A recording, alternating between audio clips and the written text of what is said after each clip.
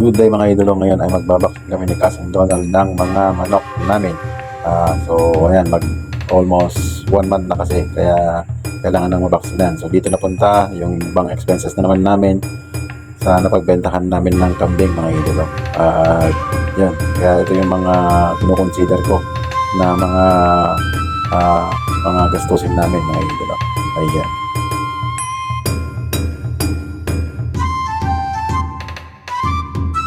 At gaya ng lagi kong sinasabi, may experience kasi si Donald sa chicken farm, kaya alam niya yung yung mga gamot na kailangan i-intake ng mga manok namin mga idolo. So ayan, siya yung perform ng vaccination sa mga manok namin.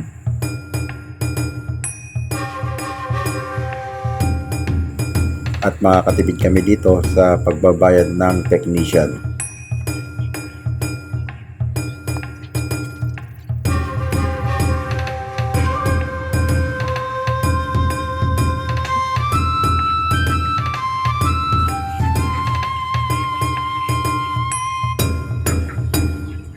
Hello mga idolo, mag-apply tayo ngayon ng Lasota vaccine plus B1B1 plus IB. Maganda na nga ito ngayon mga idolo, kasi yung dating ginagamit natin na vaccine tag-isa lang yung isang Lasota tapos isang B1B1. Ito na is 3-in-1 na, kaya so makakamura na tayo dito, kaya ito na ang gamitin natin. So Recommended guys, yan. recommend na to. Sige, ayos na guys, time lapse na tayo.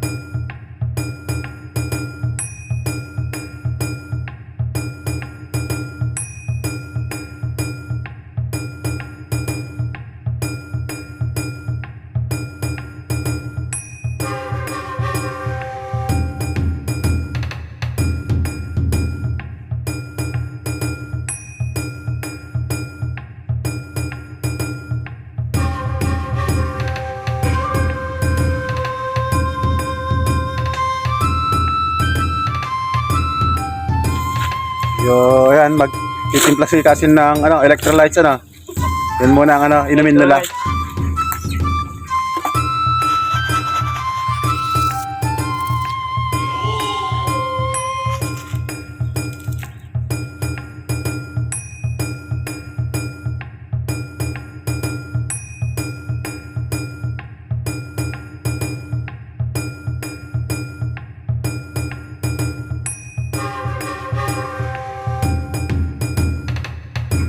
Hindi ko na.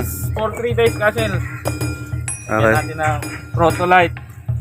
So yan muna iinumin nila. Protolite. Yan muna iinumin nila. Straight for 3 days. Okay. So dati ito yung iniinom nila. Ito.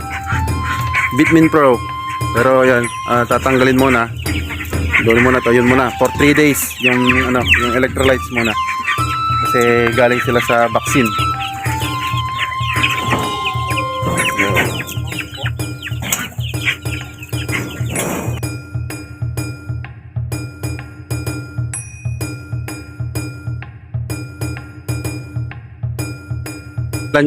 Yung lalaki sa babae. So color define kasi itong mga yung sex ng ng meat brown.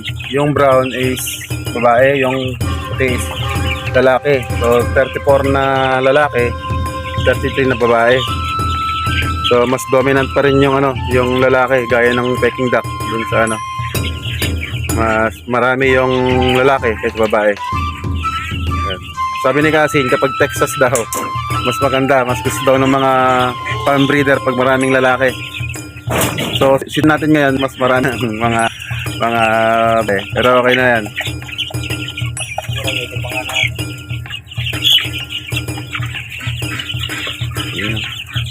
Alam ko ito kami. So, ngayon ay October 17 at pupunta ako sa Kasilyan. Ngayon mga idolo ay dadaanan ko yung yung papalit ko na kambing doon sa yung pinatay namin na binenta.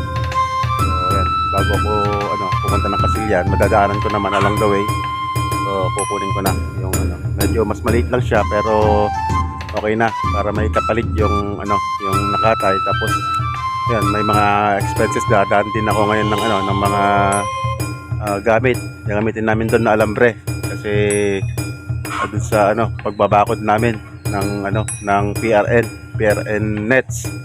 So ayan mga idolo, doon mamaya sa sa dadaanan kong kambing. So ito, bumili pa ako ng alambre. Ayan, 3 kilo. So ito mga idolo, tahan natin na kambing.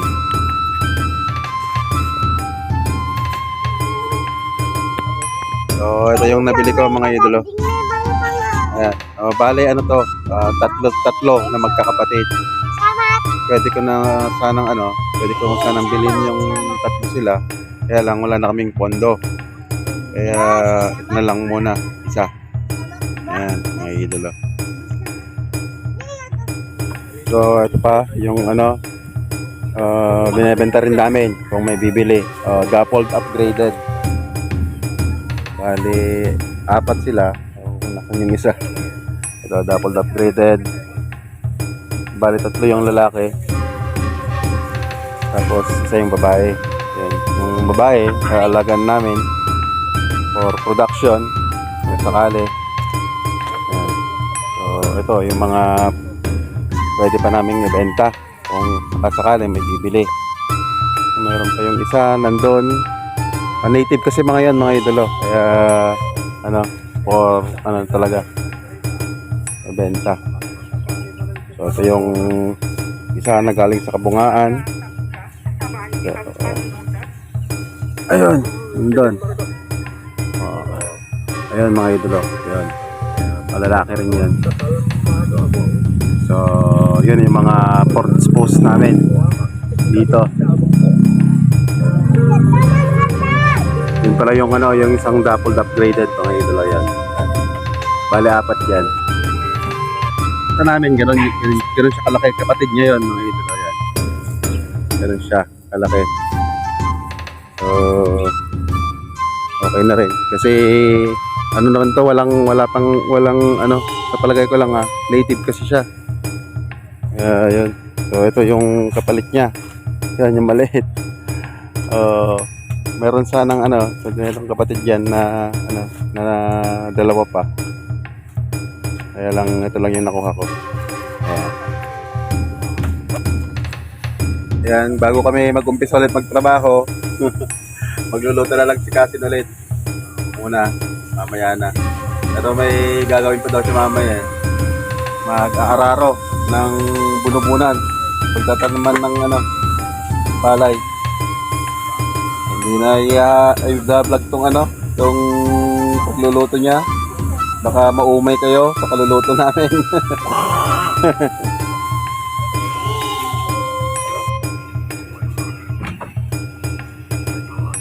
Bruno. Yan si Bruno, yung maamo na kambing. So dito sa may palibot ng farm mga idolo, yan. Ito yung mga pakwanan dito sa may Kasilyan, ayan. So 2 buwan, yan, mag-aani na sila ng pakwan. So dito yung nagpo-produce ng maraming pakwanan dito. So, tapos dito sa may banda dito yung sibuyas, ayan, sibuyas mga yan. Ito sibuyas din. Ayan. So doon, sibuyasan din doon. Tapos kamatis. So sari-sari yung mga tanim nila dito mga idolo. Adda akong itigalan ko ang mga nagabalay ka. Apay.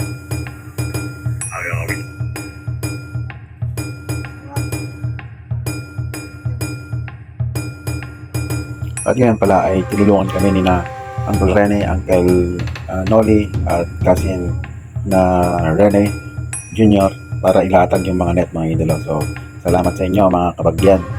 At dito ko na lang tatapusin din itong video namin sa episode na to. Salamat sa inyong panonood. God bless us all. Amen.